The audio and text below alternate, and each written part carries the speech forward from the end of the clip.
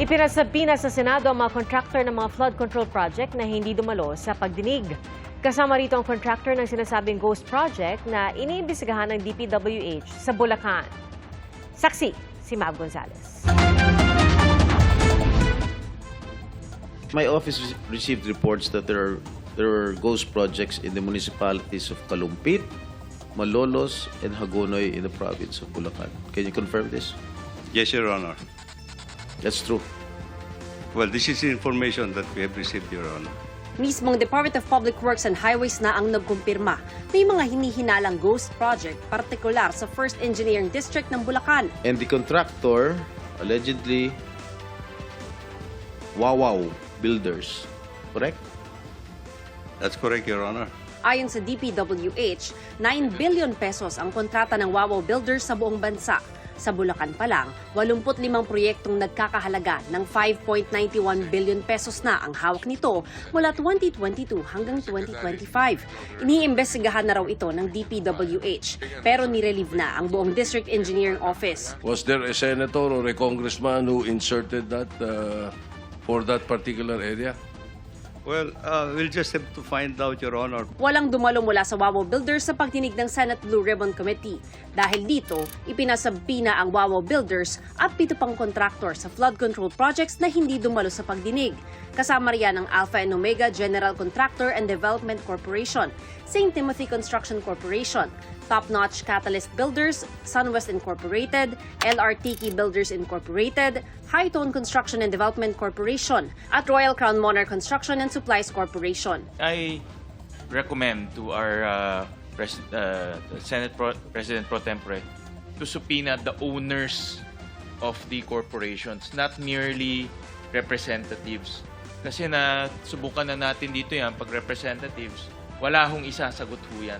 Si Senador Win Gatchalian, isiniwalat na may mga kontraktor na nakakuha ng bilyong-bilyong pisong halaga ng flood control projects kahit pang mababa ang kanilang kapital.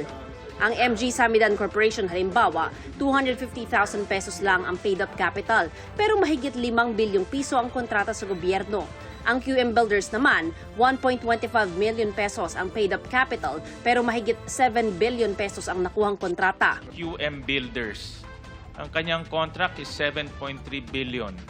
Pero ang kanyang capitalization is 1.2 million.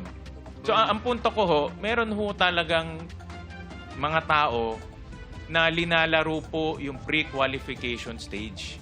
Sagot ng may-ari ng QM Builders, 2 ang kumpanya nila. Isang hardware store at isang construction na pareho ang pangalan. Siguro raw para sa hardware store ang nakuhang financial statements ng senador. Ang sinasabi niya, meron siyang 40 billion pesos. Yung NFCC, kinocompute ng times 15 yon, Mr. Che. Halimbawa, may 1 billion ka sa bangko. Pwede ka sa 15 billion. Kaya kami montrata hanggang 40 billion. Pero uminit ang ulo ni Blue Ribbon Committee Chairman Senador Rodante Marcoleta nang sabihin ng QM Builders na wala pa silang nagawang proyekto sa gobyerno. Hindi ka pa nakagawa ng project? Hindi pa kasi yung nag-asawa ko ng 1991, nag-umpisa kami sa hardware. Yung maliit na hardware, nagtitinta lang bamboo, mga ganun eh. Bakit nasama ka sa 15 contractors sa listahan ng Pangulo? Gumawa na tayo ng flood control project. O ngayon gumawa ka na naman. Ano ba talaga yung totoo? Baka hindi ka makauwi sa araw na ito. Nagsisinungaling ka na naman eh. Kanina sinabi mo hindi ka pa nakapag-umpisa eh. Meron akong hawak na martilyo rito, sinasabi ko sa'yo. Mr. Chair. Huwag kang tatawa-tawa kasi hindi nakakatawa ito ah. Mr. Chairman. Dito lang nagsisinungaling ka na eh. Sa huli, pinasumite na lang ng komite ang financial statements ng kumpanya.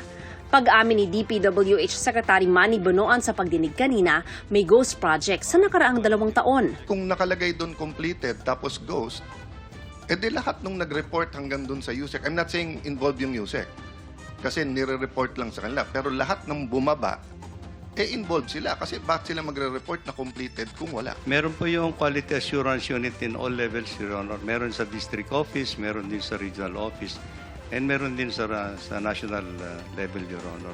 Kwenestyon din sa pagdinig ang kawalan ng koordinasyon ng DPWH sa River Basin Control Office o RBCO para sa pag-develop ng master plan sa flood control projects. Unfortunately, Your Honor, I think this is one of the challenges that we have to face. I admit, Mr. Chairman, that we have not had any significant coordination at this point in time. We started from the wrong foot. Kumbaga, yung palang pinaka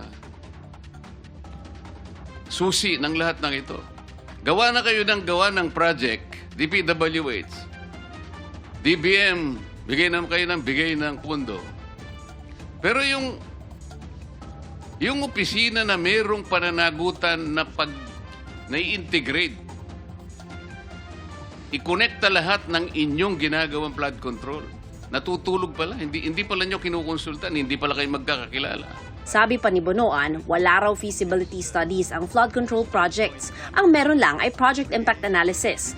Pinapa-reallocate ni Senador Bam Aquino ang 243 billion pesos na pondo para sa flood control sa 2026 national budget papunta sa mga munisipyong tukoy na madalas bahain. Pagdating po sa flooding, yung mga lugar na may flooding talaga, I would guess meron po kayong expertise kung saan talaga yung totoong flooding sa Pilipinas. Magsabit tayo, yung talagang totoong flood control, yung talagang flood control budget na talagang swak talaga sa pangangailangan ng tao.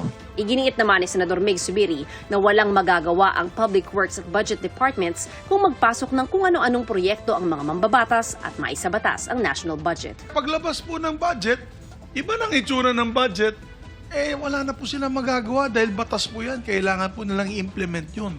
That's the elephant in the room. Where are the sources of these funds? And let's expose it. Para sa GMA Integrated News, ako si Mav Gonzalez, ang inyong saksi. Mga kapuso, maging una sa saksi.